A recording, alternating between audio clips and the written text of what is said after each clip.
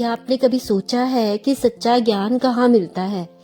क्या यह किसी किताब में छुपा है या किसी मंदिर में या किसी गुरु से ही हमें मिलेगा? इन सभी सवालों का जवाब आज की इस पंक्ति के माध्यम से हमारे सद्गुरुदेव जी ने दिया है। उनकी पंक्ति है, मई सरे न बैठा, सीख न पूछी, नीरत सूरत सब जानी। आइए इसे सरल भाषा में समझने का प्रयास करते हैं। मई सरे न बैठा, मैंने किसी विशेष स्थान पर बैठकर ही ज्ञान नहीं प्राप्त किया। सीख न पूछी, मैंने किसी से ज्ञान मांगने की भी जरूरत नहीं समझी। नीरत सूरत सब जानी, मैंने ध्यान लगाया, अपना आत्मचिंतन किया और सच्चाई को समझा और इस तरह मैंने सब कुछ जान लिया। इस प्रकार इस पंक्ति के माध्यम से हमारे सद्गुरुदेव जी हमें ये समझा रहे हैं कि जो सच्चा ज्ञान है उसको पाने के लिए हमें किसी खास जगह जाने की जरूरत नहीं है, क्योंकि वो ज्ञान हमारे अंदर है और वो ज्ञान बाहर से नहीं आता बल्कि हमारे मन की गहराई से और हमारे अपने अनुभव से ही पैदा होता है। और वो प्रकाश हमारे अंदर है जो हमारे सभी सवालों के जवाब देगा। आत्मा के स्वरूप में वो हमारे अंदर विद्यमान है, तो हम उसको पहचाने, उसको समझे, उस पर विश्वास करें।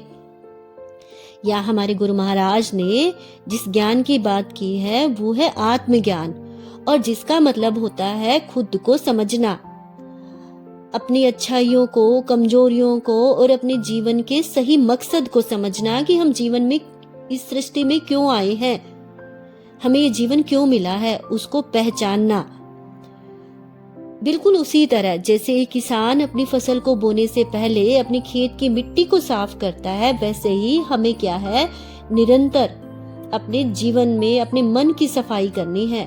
अपने मन की गंदगी जैसे लालच, ईर्ष्या, द्वेष, छल, कपट, इन सब को हटाकर अपनी आत्मा को शुद्ध करना है, तभी वो ज्ञान हमारे अंदर से प्रकट होगा।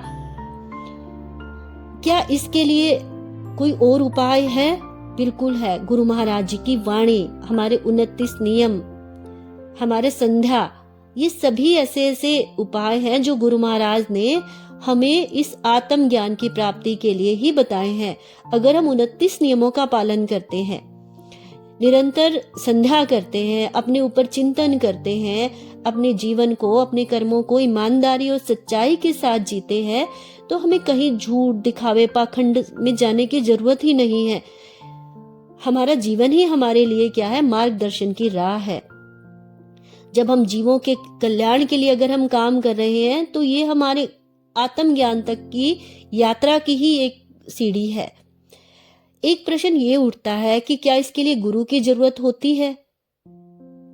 गुरु हमारे लिए मार्गदर्शक हो सकते हैं, लेकिन जो आत्म ज्ञान की यात्रा होती है वो हमारी अपनी होती है। और गुरु का मार्गदर्शन हमें किसी से भी मिल सकता है, हमारे घर की माँ से भी मिल सकता है, पिता से, या किसी बुजुर्ग व्यक्ति से भी जो हमारे जीवन को सच्चा और सही बनाने का प्रयास करे, वो हमारे लिए गुरु ही है। लेकिन ये हमारी अपनी यात्रा है, इसके लिए हमें प्रयास खुद करना पड़ता है।